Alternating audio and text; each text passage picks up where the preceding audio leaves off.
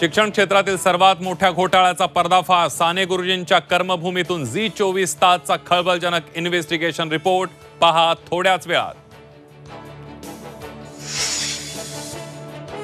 उद्धव ठाकरेंकडून महाराष्ट्रातील माता भगिनींची माफी। अंबादास दानवेंकडून माता भगिनींचा अपमान झाला असेल तर पक्षप्रमुख म्हणून माफी मागतो उद्धव ठाकरेंचा माफीनामा।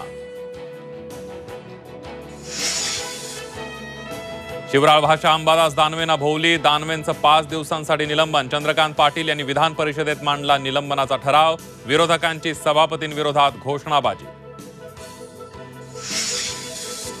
लोकसभेतील पंतप्रधान मोदींच्या पहिल्याच भाषणात विरोधकांचा गोंधळ। नीट परीक्षा आणि मणिपूरवरून विरोधकांची जोरदार घोषणाबाजी।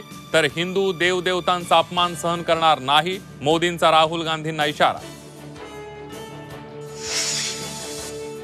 विधान परिषदेची निवडणूक अटळ। 11 जागांसाठी 14 उमेदवार रिंगणात। महायुतीकडून 9 तर महाविकास आघाडीकडून 3 उमेदवारी। 2 अपक्ष उमेदवारांनी वाढवली रंगत।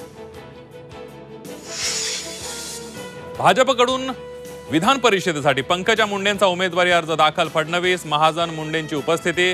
कार्यकर्त्यांचा जल्लोष। मंत्रिपदाची केली मागणी।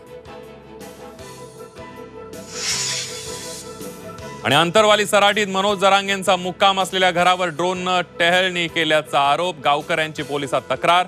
जरांगेंना संरक्षण देण्याची विजय वडेट्टीवारांची मागणी।